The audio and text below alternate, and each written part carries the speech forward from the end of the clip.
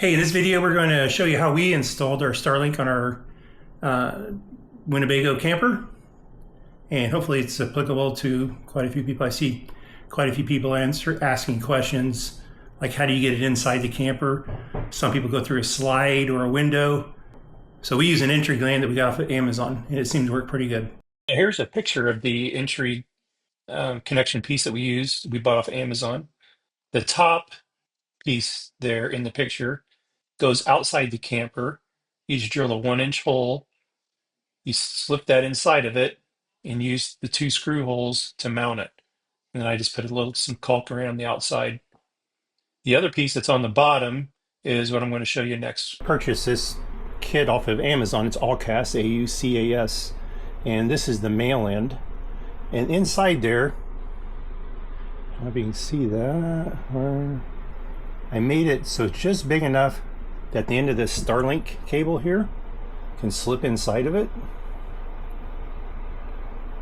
I didn't have to modify the Starlink cable itself at all, and I modified it by using a needle file. One of these here, everybody's probably got one in their shop, and you grind it down until the Starlink cable fits inside of there snugly. Since this is aluminum, it didn't take long at all. Now you can see my file marks in there. And to get the silicone gland around the wire, I just cut a little slit in it, so you can see the slit, wrapped it around, put it around the wire up to the end here, and now this whole assembly here fits right inside of this gland. So I didn't have to modify the Starlink cable at all, even though I could have, I guess, but I didn't really want to. It's really original right now, the way it is. And I just modified the entry gland where it comes into the camper. So it was a fairly easy modification. I mean, it didn't take, but maybe half hour to grind that, to file that out on the inside. And it just fits right over top. And I'll put it together here. You just push it together until it all goes in like this, and you can see the end of the Starlink cable. It's barely underneath the male end there, so it doesn't stick out from the male end, but it's right inside of it there. And of course the silicone ring here keeps it waterproof, everything waterproof. Continuing on my Starlink installation, I mounted the outside portal, and it comes into, let me show you here. Here's my TV area. This is where I think we're going to mount the Starlink. But the outside portal comes in right here. I stuck a little, comes in right there. And I have one of these entry glands. Looks like this. Fits really nicely into the hole, covers it up, so to speak. The Starlink itself down here, the modem, will plug into that. And this needs to be mounted to the wall behind the TV back here. And then the power supply, which is a little heavier, will be mounted to the wall as well. And it plugs in to the outlet, which is right up there. So I ordered from Amazon a couple of mounts. This is for the modem. So this has got, it's 3D printed, and I'll leave a link to it down below. So how it works, it's got a strap, a Velcro strap, that the person, whoever sold it or made it, has already fed it up through here and around, so it mounts to here, and it comes up around, up through the mount itself, so it goes up through here, comes out here, and it'll go around the modem and attach to the to itself down here. So it makes for a real nice little mount. It's kind of ingenious, to tell you the truth. And it feels fairly strong. It's probably made out of ABS although it's hard to tell. But you can tell it's 3D printed. This is also 3D printed. This is for the power supply, and it's got 2 mounting holes here, and the power supply just simply slides into it. You mount this to the wall, and you slide your power supply into it like that. And it feels fairly strong, although it is, you can tell it's a little bit weaker than this for the modem, simply because it's really thin, as you can see. And this point here is going to be, if it's going to break, it's going to break right along this edge here. So I think I'm going to put some mounting tape here when I put it up, just to reinforce, help hold it up. And I may even try to mount it so that it rests on the window shade valance here, although I'd rather not, because you'd be able to see it.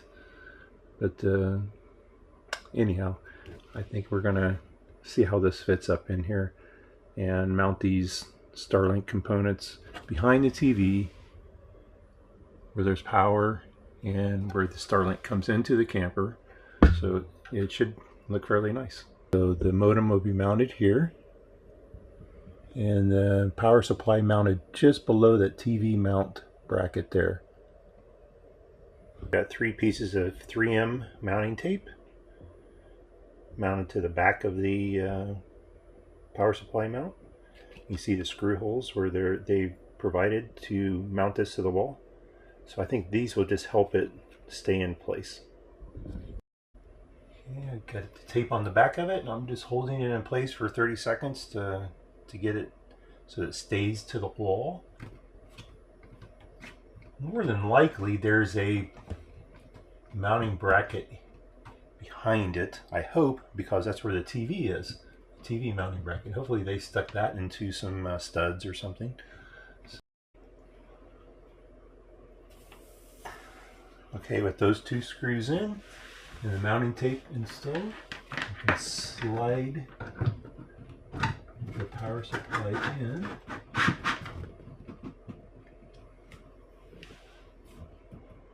And it seems like it's a real nice fit. But anyway, this piece now will go on the back of the modem.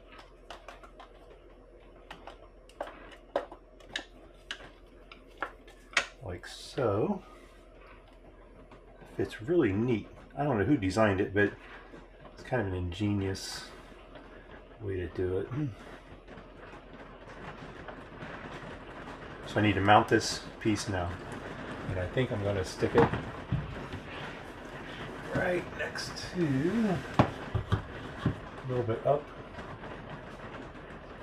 basically right next to the TV stand, right next to this TV mount here. So the TV mounts there. This will be over here, which I think will be a great place for it.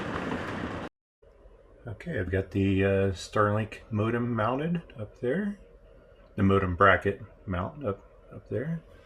And there's the power supply. So all I need to do is set it on there and run my Velcro strips around it to hold it on. And then run the power, the RJ45, and plug it in. So this is a better explanation of how this Velcro strap works. The Velcro is attached to the mount itself. It runs up through it, and then you just basically straighten it out, and you pull it around the Starlink modem, and you use the Velcro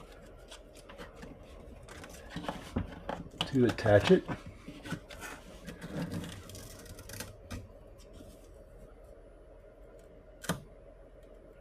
To the bottom of the Velcros down here.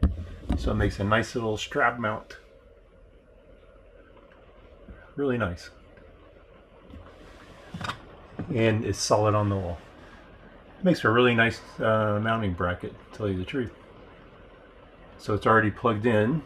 Need to run it through here first.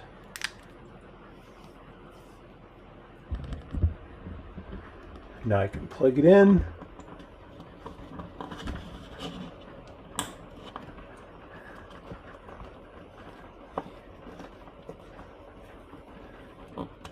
And use my little grommet here to make it look all nice and neat. Now I need to get some stuff here to hide my cables so they're not just flopping around everywhere. It looks terrible. But the Starlink is mounted now, and it's really solid. Even that's solid.